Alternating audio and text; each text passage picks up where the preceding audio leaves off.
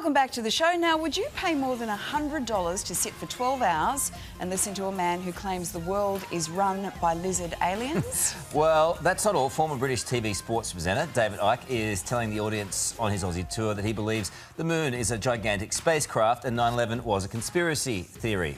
David joins us now. David, good morning to you. Good morning. You know why they're doing it?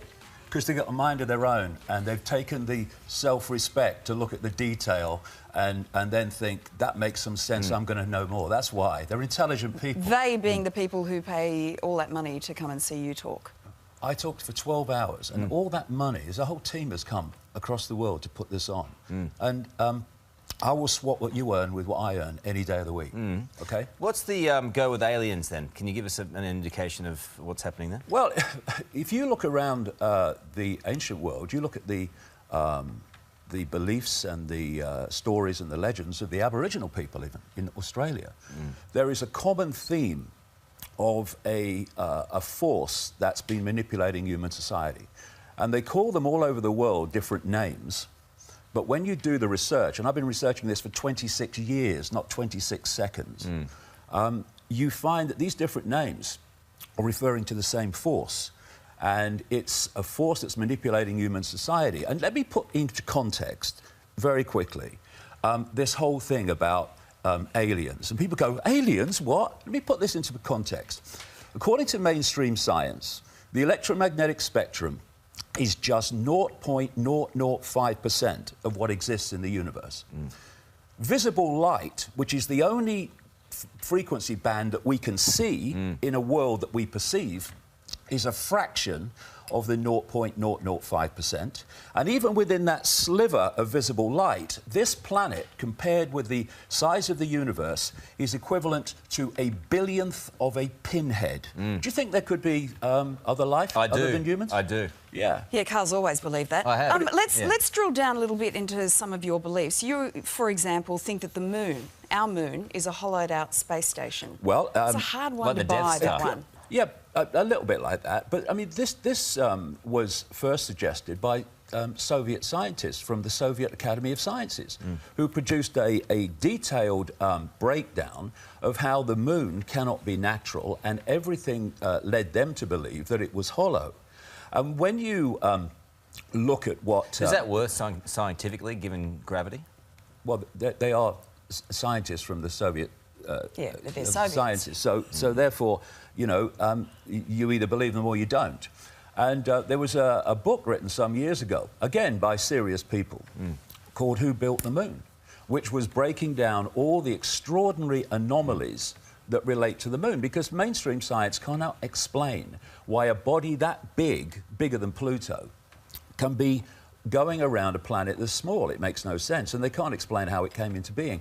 And lots of ancient tribes and tribal peoples have the same legend that the moon was brought here, and there was a time when the Earth did not have a moon. What, shipped in by trucks or something? Yeah, that's a good one, nice one. No, but seriously, when you say it was brought here how? Well, it was moved. But how? Well, like I mean, if you're going to have these theories, you need to actually explain the theory behind your theory. You've just said that he says it appears to be a giant spacecraft. How does spacecraft move? Yeah. No, a hollowed-out space station is your theory. So how does that move? How do spacecrafts move? You're the one with the theory, not me. Yeah. You don't even know what my theories are. You think that the moon is a hollowed-out... You've been briefed this morning by a researcher. You don't know what my theories are. I'm trying to understand it on behalf of the audience, so they can understand it. Well, you're asking me how something moves when it's a form of spacecraft. It moves like a spacecraft moves. Are the aliens amongst us? They are, yes. Yeah. And what form do they take? Well, they take a human form in the way that we see them, yes. Are you alien? Well, we're all alien in the end. Yeah. What does that even mean? Well, it means not of this human society, shall we say. So are there any humans left? Well, of course there are humans left. How can you tell the They're difference? the ones being manipulated. But how can you tell can you tell the difference between what's a human and what's an alien? No, not really, no. But doesn't that kind of blow what you're saying out of the water? No, it doesn't. No, it Why? doesn't. When you have talked to insiders who've worked on the inside of the intelligence agencies, etc., in America and in Britain, and then you talk to people who carry ancient knowledge from the ancient world, and they're both telling exactly the same story, that there are people in positions of power who are not human as we would perceive human, and they are manipulating society in a particular way down a very dangerous and dark road. And the reason that thousands of people come to my events is because what was in my books in the 1990s is now being read on the television news in changes in society. Do you, see, you get very defensive about all this, don't you? No, I get exasperated. I get exasperated because the mainstream media and most of human society looks at the world down the wrong end of a telescope. I love it. I love these theories, but I'm not. Therefore, but I'm not, it's like I'm not slugging people $100 to listen to my rubbish. Do you know what I mean? Do you know what I mean? You know, yeah. Huh? Well, that's brilliant, mate. Well done. No, I'm just... That's the mainstream. No, that's the mainstream media. No, you don't know it's rubbish. No. You've never read a book. You won't come and see the talk and see it all put together. Well, you tell us. You tell us, who are the aliens? Is Vladimir Putin an alien? Well, Lisa, don't get too aggressive. This is a joke. No, I don't. This is an absolute... No, Come on. It's fun. This is a joke. I'll tell you what... You shouldn't be getting angry. I'll tell you what's... Why are you getting so angry? What's always also a joke? Because it's so serious to where human society Yeah, is but going. you've got to defend what you're saying. But, is Vladimir Lisa, we don't have Putin an time. alien? Let me put this into perspective. One of the things up there was 9/11, right? Yeah.